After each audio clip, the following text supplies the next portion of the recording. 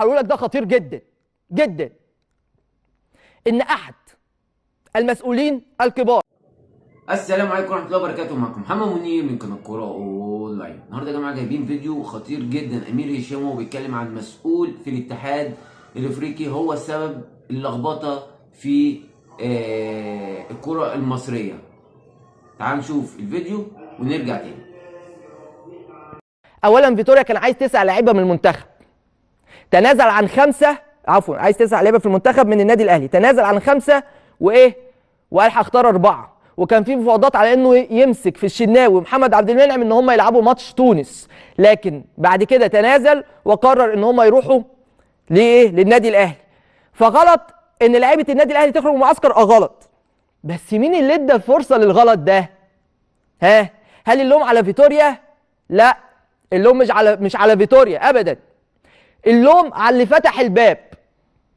اللوم على اللي فتح الباب بخصوص المبدأ بتاع ان منتخب مصر قبل كل شيء، بخصوص ان يبقى في امكانيه ان لعيبه في المنتخب الوطني يرجعوا على انديتهم عشان مباريات معينه وليها اسبابها.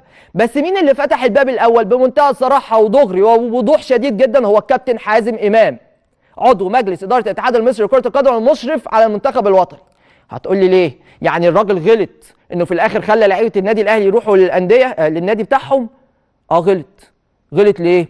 لانه لما فتح الباب لو تفتكروا في معسكر شهر سبتمبر الماضي، لما كان عندنا على ما اتذكر مباراه مع ليبيريا، حتى تقريبا كانت مباراه وديه، مش فاكر كانت مباراه وديه ولا رسميه، لكن المهم يعني كان وافق على خروج لاعبي نادي الزمالك حتى لو 2 3 بس. مش كان ساعتها فتوح وزيزو، مش متذكر كان في حد تاني من الزمالك ولا لا ثالث يعني، ووافق ان هم يخرجوا من المعسكر عشان يروحوا يلعبوا ماتش رسمي مع نادي الزمالك ويرجعوا. وفي التوقيت ده كانت اداره نادي الزمالك برئاسه مرتضى منصور الرئيس السابق للنادي كان طلع في تصريحات شكر فيها الكابتن حازم امام. اذا مين اللي فتح الباب؟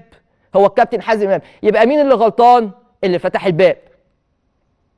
ما ترجعش تلوم لا على الزمالك في الاول انه خد لعيبته بموافقه المنتخب وبموافقه حازم امام بدليل توجيه الشكر ليه، وما ترجعش تلوم النادي الاهلي انه خد لعيبته بموافقه ايضا حازم امام اللي هو اصلا فتح الباب بدري مع نادي الزمالك. لان طبعا انت لما هتفتح الباب في الاول مع فريق بعينه، هيجي الفريق الثاني بجمهوره يقول لك اشمعنى؟ واحنا مش في مرحله تستدعي كلمه اشمعنى.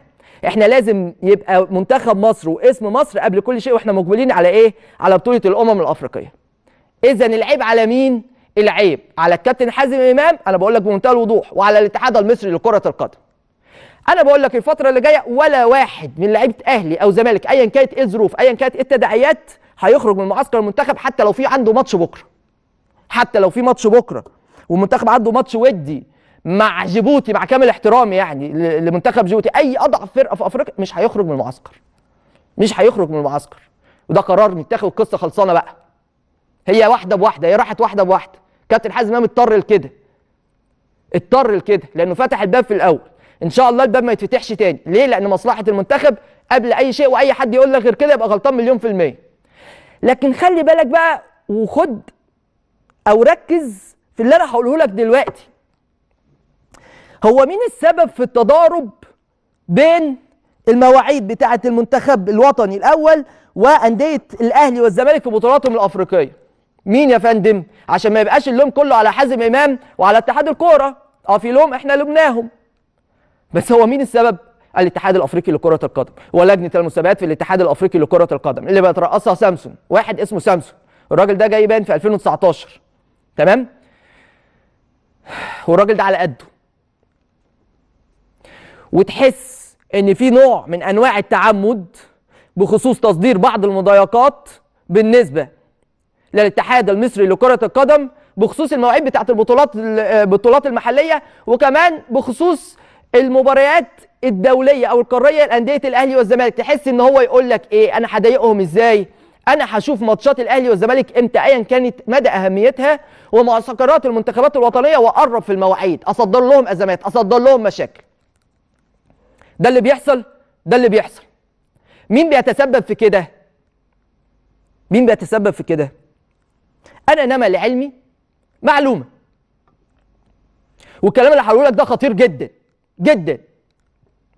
ان احد المسؤولين الكبار السابقين داخل الاتحاد المصري لكرة القدم اللي بتربطهم علاقة ممتازة برئيس لجنة المسابقات في الاتحاد الافريقي لكرة القدم بيساعد ويساهم في تصدير هذه الازمات للكرة المصرية. ازاي؟ قرب يا باشا في المواعيد. المنتخب لو تفتكروا كان عنده معسكر، والاهلي كان عنده نهائي، كان عنده معسكر فيه ماتشات رسميه تاهلك لبطوله الامم الافريقيه، والاهلي كان عنده نهائي بطوله دوري ابطال افريقيا قدام الوداد. تمام؟ لولا ان ماتش المنتخب اتلعب في المغرب كانت هتبقى ازمه ثانيه، لان الاهلي كان عنده ماتش بعديها بيومين ثلاثه مع الوداد هناك في المغرب، واللي هو ماتش الاياب اللي فاز فيه الاهلي وفاز بالبطوله. مين السبب في كده؟ الراجل رئيس لجنه المسابقات اللي بتربطه علاقه قويه جدا باحد المسؤولين السابقين في الاتحاد المصري لكره القدم.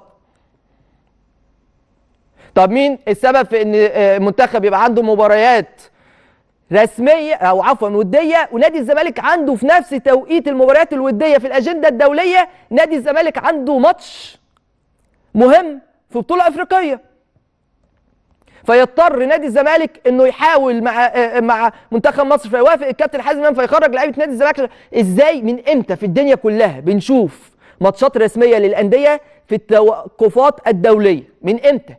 ما حصلتش.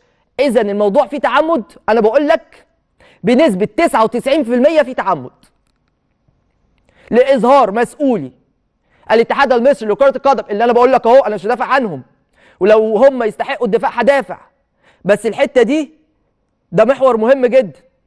في محاولات لاظهار المسؤولين الحاليين داخل الاتحاد المصري لكره القدم انهم فاشلين، ان هم ما بيعرفوش يديروا.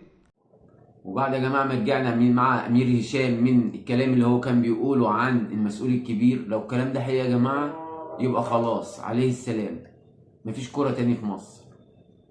انا ما اعرفش اذا كان الكلام ده حقيقي، هو ما اعرفش هو جايب الكلام ده منين. بيقول لك معلومه مؤكده، معلومه مؤكده. طب لو هي معلومه مؤكده والكلام ده حقيقي تبقى مشكله كبيره، مشكله كبيره، ولازم كلنا ناخد بالنا منها. فندعي بس ونعرف ونشوف اذا كان الكلام ده حقيقي ولا لا. ده اللي نقدر نقوله. من ناحيه حازم امام، طبعا احنا جبنا حلقات قبل كده لحازم امام وشفنا هو قال ايه وعاد ايه، وجايبين حلقه لعادل القيعي وهو بيتكلم وفي ملك وكتابه وبيسلخوا طبعا حازم امام، جايبين له المكالمه بتاعته وبعد كده بيعلقوا عليها، فمسكوه سلخوه. فالفيديو ده هينزل بعد الفيديو ده ان شاء الله، فما تنسوش معانا اللايك والاشتراك، والسلام عليكم ورحمه الله وبركاته. وما تنسوش الصلاه على النبي عليه افضل الصلاه والسلام.